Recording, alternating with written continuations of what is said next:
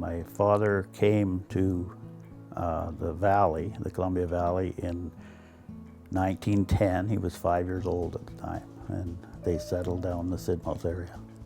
It was pretty hard for them, you know, and I think as we get older, I think we start to appreciate it more, you know, what they actually did go through.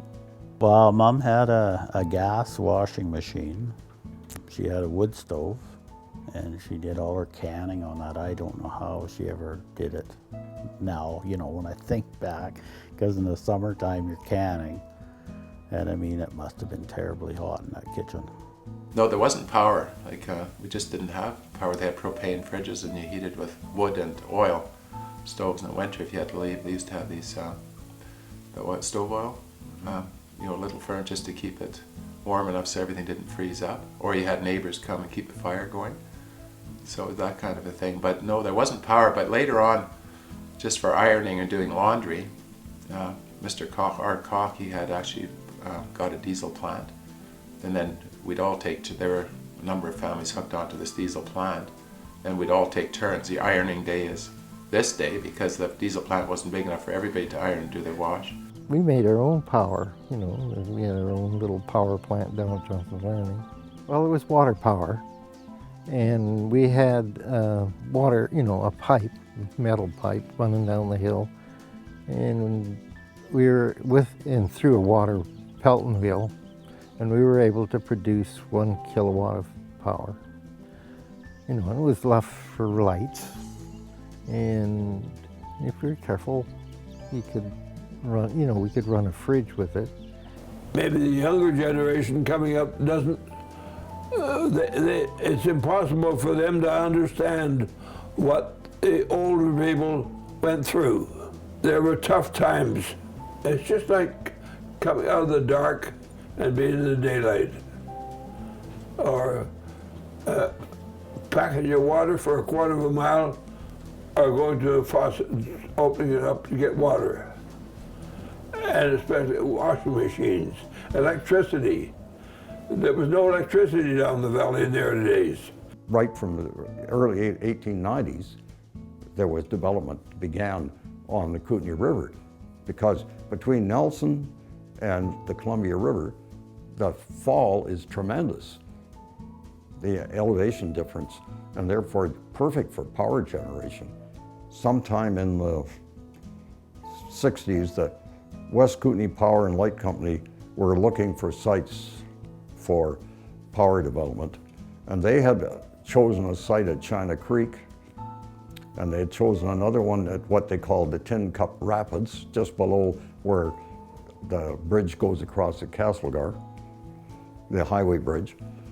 And then the push was on to develop a treaty with the Americans to contain the flooding problem, and at the same time to develop more power. We moved here in 1965, which was a year after the treaty was signed. So the work was just beginning to build as to what was going to happen. And certainly there was a lot of optimism about the jobs that were available, and a lot of people did get employed. But I don't know how long it took people to understand what was going to happen with the water rising. They were equally beginning to see what you had to pay to produce power for people beyond our border. You have to understand this wasn't done in the environmental awareness that there is today.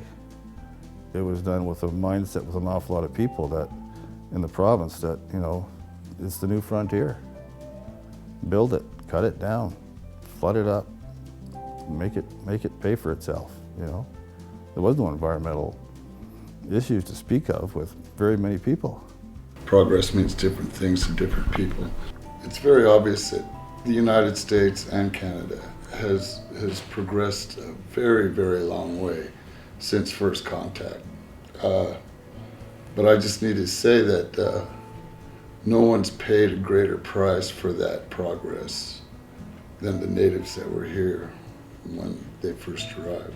And it was just through our own moccasin telegraph that, you know, word came from the Indian people in Washington State to ourselves here, you know, through the just people traveling, that word got through that this dam had been put in and the fish were gone.